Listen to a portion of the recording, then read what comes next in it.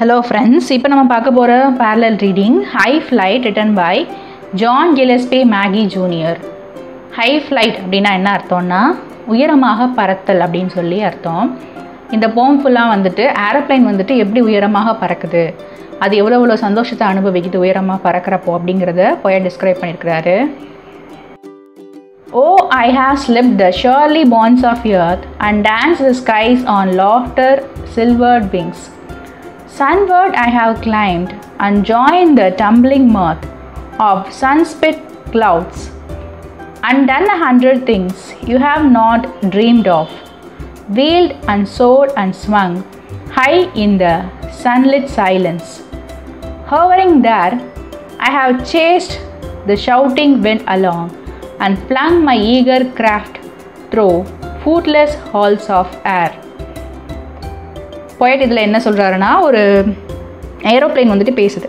எப்படி பேசுதுன்னா, நான் என்ன பண்ணுறேன்னா எர்த்து கூட connection surly bonds of earth, அதாவது எர்த்தோட கனெக்ஷன் எதுவுமே இல்லாமல் என்ன பண்ணுதான், இது ஸ்லிப் ஆகி மேலே போகுதான். அதாவது எனக்கும் எர்த்துக்கும் இப்போ எந்த பாண்டும் இல்லை, கனெக்ஷனும் இல்லை. ஏன்னா நான் என்ன பண்ணிகிட்ருக்கேன், இப்போது பறந்துட்டுருக்கேன் அப்படின்னு சொல்லுது.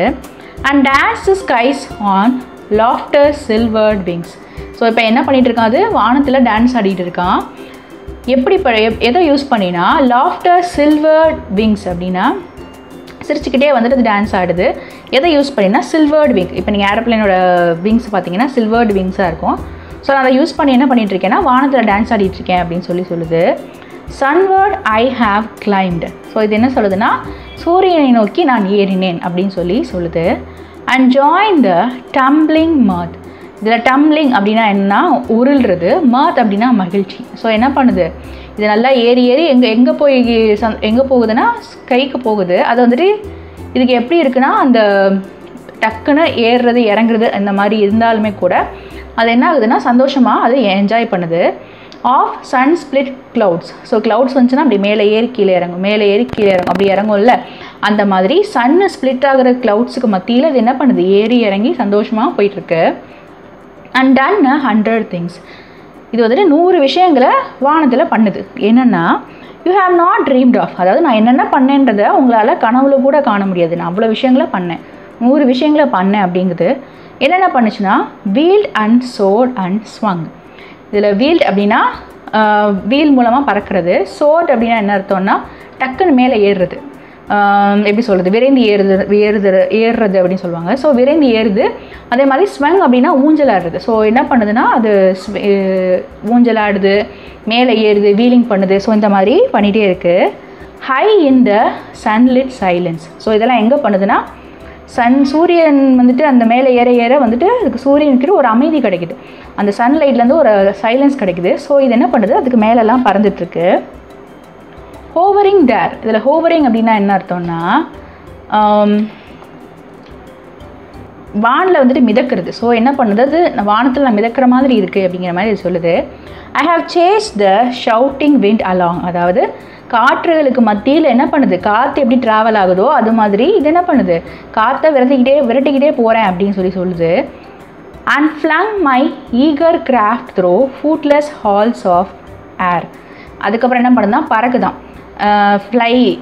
ஃப்ளங்குனா பறக்கிறது, ஈகர் கிராஃப்ட். இதோட ஈகர் கிராஃப்ட் என்னென்னா பறக்கிறது தான். ஸோ இதோட தொழில், இதோட வேலை, இதோட கிராஃப்ட் என்னென்னா பறக்கிறது தான்.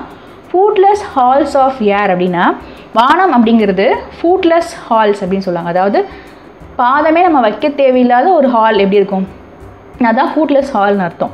இப்போ நார்மலாக நம்ம தர அப்படின்னா நம்ம கால் வச்சு நடப்போம். ஃபூட்லெஸ் ஹால்னால் என்னென்னா வானம். ஃபூட்லெஸ் ஹால்ஸ் ஆஃப் ஏர் அப்படிங்கிறது என்னென்னா காற்று நிறைந்த அந்த பாதமே படாத ஒரு ஹால்னு அர்த்தம். இதுக்கு என்ன அர்த்தம்னா வானத்தில் அதோட கிராஃப்ட் அது காமிச்சிட்ருக்கான். Up the long delirious burning blue, I have topped the wind-swept heights with easy grace, where never lark or even eagle flew, and while with a silent lifting mind I have trod the high unresponsive sanctity of space, put out my hand and touched the face of God. So இதில் என்ன சொல்கிறதுனா, மேலே வந்துட்டு சந்தோஷமாக பறந்துக்கிட்டே இருந்தேன் அப்படின்னு சொல்லுது. Delirious அப்படின்னா ரொம்ப சந்தோஷமாக இருக்கிறது. பேர்னிங் ப்ளூ, வானம் வந்துட்டு எந்த கலரில் தெரியும்னா ப்ளூ கலரில் தெரியும்.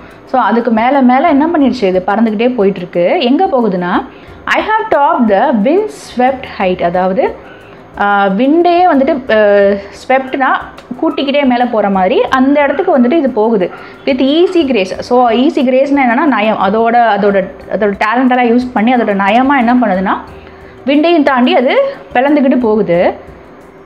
எங்கே போகுதுன்னா வேர் நெவர் லார்க்னா வானம்பாடி. ஸோ வானம்பாடியாகல கூட அது போன ஹைட்டுக்கு போக முடியாதான். ஆர் ஈவன் ஈகிள் ஃப்ளூ, அது போன ஹைட்டுக்கு ஈகிள் கூட பறக்க முடியாதான். ஸோ அதை தாண்டி இது போயிட்டுருக்கு. அண்ட் வைல் வித் சைலண்ட், அப்படி போகிறப்போ அங்கே என்ன கிடைக்குது இதுக்குன்னா அமைதி கிடைக்குது. Lifting mind I have trod the high responsibility of space. So இது என்ன ஆகுதுன்னா போக போக போக போக இதுக்கு எப்படி இருக்குன்னா ட்ராடுனா நடக்கிறது. ஆக்சுவலி ட்ராடுனா ஒரு இடத்துலேருந்து ஒரு இடத்துக்கு நடந்து போகிறது தான் ட்ராடு. ஸோ இது எங்கே போகுது அப்படின்னா அன்ட்ரெஸ்பாஸ், அப்படின்னா வழிபோக்கர்கள் எதுவுமே யாருமே போகாத ஒரு இடத்துக்கு இது போகுது. அங்கே என்ன கிடைக்குதுன்னா சான்சிட்டி அப்படின்னா என்ன அர்த்தம்னா புனிதம். ஸோ ஸ்பேஸ்க்கு போனோடனே இதுக்கு எப்படி தெரியுதுன்னா ரொம்ப அமைதியாக யாருமே போகாத ஒரு இடமா இருக்கிறதுனால இது புனிதமாக உணருது அப்படின்னு சொல்கிறாங்க. Put out my hand and touch the face of God. So put out my ஹேண்ட்னா அது விங்ஸ் வந்துட்டு விரிச்சிக்கிட்டே தானே பறக்கும். ஸோ நான் அப்படி விரிச்சிக்கிட்டே பறந்து போய் கடவுளோட முகத்தை தொட்டேன் அப்படின்னு சொல்லி இந்த போயட் முடிக்கிறாரு. Author information: John Gillespie Magee was born in Shanghai, China to an American father and a British mother, who both worked as an Anglican missionaries. So John Gillespie Magee அவங்க எங்கே பிறக்கிறாங்கன்னா ஷஹாங்கே அப்படிங்கிற ஜான் அப்படிங்கிற ஒரு பிளேஸில் பிறக்கிறாரு. அவங்களோட father யாருன்னா அமெரிக்காவை சார்ந்தவர். அவங்க அம்மா வந்துட்டு பிரிட்டிஷ் அவங்களுக்கு சார்ந்தவங்க. இவங்க சைனாவில் பிறக்கிறாங்க. இவங்க 2 பேர் எப்படின்னா ஏஞ்சலிக்கன் மிஷனரிஸ்னால் மதத்தை பரப்புவார்கள். ஸோ இவங்க என்ன பண்ணுறாங்க, அந்த சர்ச் ரிலேட்டட் வேலையை பார்த்துட்ருக்காங்க. Maggi began his education at the American school in Nanking in 1929. So இவரோட ஸ்கூலிங் எங்கே பண்ணுறாருன்னா அமெரிக்கன் ஸ்கூலில், அது எங்கே இருக்குன்னா நாங்கிங்கில் இருக்குது. 1929 அவர் ஆரம்பிக்கிறாரு. In 1931, he moved with his mother to England and spent the following 4 years at St. Clare, a preparatory school for boys in Walmer. So இவர் என்ன பண்ணுறாருன்னா 1929 ஸ்கூலிங் ஆரம்பித்து 1931 அவங்க அம்மா கூட இங்கிலாண்டுக்கே போயிடுறாரு. அங்கே 4 years இருக்கார். எங்கன்னா செயின்ட் கிளாரே அப்படிங்கிற ஒரு இடத்துல இருக்கிறாரு. அங்கே ப்ரிப்பரேட்டரி ஸ்கூலுக்கு போயிட்டுருக்காரு, பாய்ஸ் ஸ்கூலுக்கு. அது எங்கே இருக்குன்னா வால்மரில் இருக்குது. இந்த கவுண்டி ஆஃப் கென்ட், அது வந்துட்டு கென்ட் அப்படிங்கிற பிளேஸில் இந்த வால்மர் அப்படிங்கிறது இருக்குது.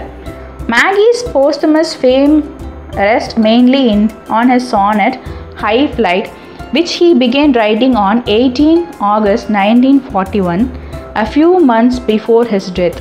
ஸோ இதில் வந்துட்டு போஸ்டமஸ் அப்படின்னு என்னென்னா அவர் இறந்ததுக்கப்புறம், அப்போ ஒருத்தவங்க இறந்துட்டாங்கன்னா அவங்க இறந்ததுக்கப்புறம் அவங்க எழுதின புக்கெல்லாம் பப்ளிஷ் பண்ணுவாங்களா, அதுதான் போஸ்டமஸ். ஸோ அப்படி போஸ்டமஸை இவர் பப்ளிஷ் பண்ண என்னென்னா இதுதான் ஹை ஃப்ளைட் அப்படிங்கிறது தான். ஸோ அது அவர் எப்போ எழுத ஆரம்பிச்சிருக்கிறாருன்னா உயிரோடு இருந்தப்போ 18 August 1941 எழுத ஆரம்பிச்சிருக்கிறாரு. அது எப்போ பப்ளிஷ் ஆகிருக்கு அப்படின்னா ஃபியூ மந்த்ஸ் பிஃபோர் ஹிஸ் டெத்னா அவர் இறக்கிறதுக்கு முன்னாடி எழுதியிருக்கிறாரு. அவர் இறந்ததுக்கப்புறம் தான் பப்ளிஷ் ஆகிருக்கு.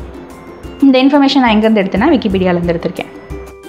Discussion section. இந்த செஷன் மூலமாக என்ன கற்றுக்கிட்டேன் அப்படின்னா ஒரு ஃப்ளைட்டை வந்துட்டு ஒரு ஆப்ஜெக்டாக ஒரு பர்சனாக வந்துட்டு போயிட்டு எழுதியிருக்கிறாரு. எவ்வளோ சந்தோஷமாக இருக்குது, பறக்கிறது எவ்வளோ சந்தோஷமாக இருக்குது அப்படிங்கிறத சொல்லியிருக்கிறாரு. ஸோஃபார் எனக்கு எந்த ஃப்ளைட் எக்ஸ்பீரியன்ஸும் இல்லை. ஸோ உங்களுக்கு ஃப்ளைட் எக்ஸ்பீரியன்ஸ் எப்படி இருந்தது, நீங்கள் எப்போயாவது ஃப்ளைட்டு ட்ராவல் பண்ணியிருக்கிறீங்களா, ஃப்ளைட் எக்ஸ்பீரியன்ஸ் எப்படி இருந்தது அப்படிங்கிறத கமெண்ட் செக்ஷனில் எழுதுங்க. Figures of speech. A rhyme scheme is the pattern of sound that repeats at the end of a line or stanza. Rhyming scheme அப்படின்னா என்னென்னா அது ஒரு பேட்டர்ன் ஆஃப் சவுண்ட்ஸ். அது எங்கே ரிப்பீட் ஆகும்னா ஒரு வாக்கியத்தோட இறுதியிலையோ இல்லை ஒரு ஸ்டான்ஸாவோட இறுதியிலையோ ரிப்பீட் ஆகும். அதுதான் ரைமிங் ஸ்கீம். ரைமிங் ஸ்கீம், இந்த போமோட ரைமிங் ஸ்கீம் என்னென்னா AB AB CD CD AB ACBC. இதுதான் அந்த போமோட ரைமிங் ஸ்கீம். நான் அந்த ரைமிங் ஸ்கீம் எப்படிங்கிறத எழுதி காமிச்சிருக்கேன், நீங்கள் பார்த்துக்கோங்க. இந்த போமில் இருக்க rhyming words earth, mirth, wings, things, swung, flung, dare, air, blue, flew, grace, space, trod, God. alliteration, the use of the same letter or sound at the beginning of words that are close together. அதாவது ஒரே வார்த்தை இல்லை ஒரே உச்சரிப்புடைய வார்த்தையை தொடர்ந்து வர வார்த்தைகளில் முதல் எழுத்தாக வந்திருந்ததுன்னா அதுதான் alliteration. For example piggy problem அப்படிங்கிறதுல பிபி அப்படிங்கிறது தொடர்ந்து வருது, இதுதான் alliteration. alliteration, இந்த போமில் இருக்க alliteration என்னென்னா, oh I have slipped the surly bonds of earth. இதில் ஸ்லிப்ட் ஷர்லி இது எஸ்எஸ்ல ஸ்டார்ட் ஆகிருக்கு, ஸோ இது ஒரு alliteration. And dance the skies on laughter silvered wings. இதில் skies silvered எஸ்ல ஸ்டார்ட் ஆகிருக்கு, ஸோ இது ஒரு alliteration. Next of sun split clouds and done 100 thing. இதில் sun split எஸ் ரிப்பீட்டாக வந்திருக்கு, ஸோ இது ஒரு alliteration. high in the sunlit silence hovering there. இதில் high hovering H repeat ஆகிருக்கு, அதே மாதிரி sunlit silence எஸ் ரிப்பீட் ஆகிருக்கு, ஸோ இது ஒரு alliteration. Next up the long delirious burning blue. இதில் BB burning blue BB repeat ஆகிருக்கு, ஸோ இது ஒரு alliteration. Personification, the attribution of a personal nature or human characteristics to something non-human or the representation of an abstract quality in human form.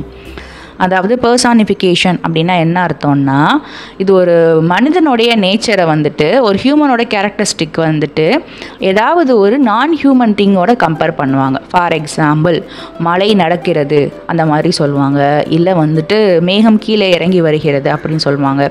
இதெல்லாம் வந்துட்டு human attributes. அந்த human கேரக்டரிஸ்டிக்ஸை நான் human திங்ஸோட compare பண்ணி சொல்கிறதுனால இது பர்சானிஃபிகேஷன். அப்படி இல்லை அப்படின்னா representation of abstract quality in human form.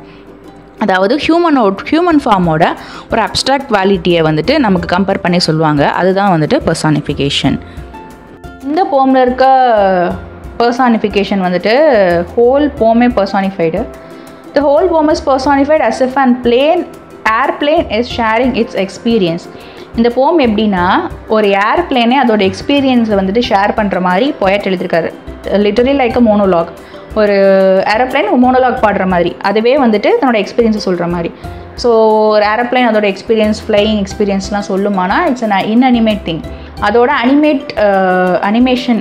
Inanimate thing இது. அதோட வந்துட்டு ஹியூமன் கேரக்டரிஸ்டிக்ஸை வந்துட்டு கம்பேர் பண்ணி சொல்லியிருக்கிறாங்க, ஸோ இது ஒரு personification. glossary, tumbling, fall suddenly, Kafeel. the glass is tumbling, கண்ணாடி கவிழ்கிறது. mirth, amusement, laugh, மகிழ்ச்சி. she is in mirth, அவள் மகிழ்ச்சியில் இருக்கிறாள். soar, fly or rise high in the air, விரைந்து ஏறு. the plane soared, விமானம் மேல் எழுந்தது. swung, move back and forth, ஊஞ்சலாடு. he swung in the swing, அவர் ஊஞ்சலில் ஆடினார். hovering, remain in one place in the air, வானில் மித. the bird is hovering in the sky, பறவை வானத்தில் சுற்றி கொண்டிருந்தது.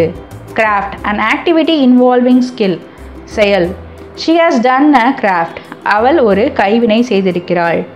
delirious, state of mind characterized by restlessness, மயக்கம். she feels delirious after her first flight trip, முதல் விமான பயணத்திற்கு பிறகு அவள் மயக்கமாக உணர்கிறாள். grace, elegance of moment, நயம். she is gracious, அவள் நயமுள்ளவள். lark, ground dwelling songbird, Vaniyambadi. lark sings the sweet song, வானம்பாடி ஒரு இனிமையான பாடலை பாடுகிறது. trod, walk in specified way, மிதித்து நட. he trod into his office, அவர் தனது அலுவலகத்திற்குள் நுழைந்தார். sanctity, being holy, திருநிலை புனிதம். he has attained sanctity, அவர் புனிதம் அடைந்துவிட்டார். இந்த சேனலில் நான் டிஎன் சிலபஸ் இங்கிலீஷ் லெசன்ஸ் எல்லாமே அப்டேட் பண்ணுவேன். நீங்கள் இதை யூஸ் பண்ணிக்கோங்க. நீங்கள் அந்த லெசன்ஸை வாட்ச் பண்ணி இதில் ஏதாவது மிஸ்டேக் இருக்குது, இதில் இந்த இடத்துல எப்படி வந்திருந்தா இது கரெக்டாக இருக்கும் அப்படின்னு எதுவாக இருந்தாலும் கமெண்ட் செக்ஷனில் மென்ஷன் பண்ணுங்கள். விமர்சனங்கள் வரவேற்கப்படுகிறது. அதே மாதிரி உங்கள் ஃப்ரெண்ட்ஸ் யாராவது இருந்தாங்க அப்படின்னா இந்த சேனலில் வந்துட்டு நீங்கள் அனுப்பி அவங்களுக்கு யூஸ்ஃபுல்லாக இருந்தது அப்படின்னா நீங்கள் அனுப்பி ஷேர் பண்ணிக்கோங்க. Wishing you abundance in knowledge. Thank you so much.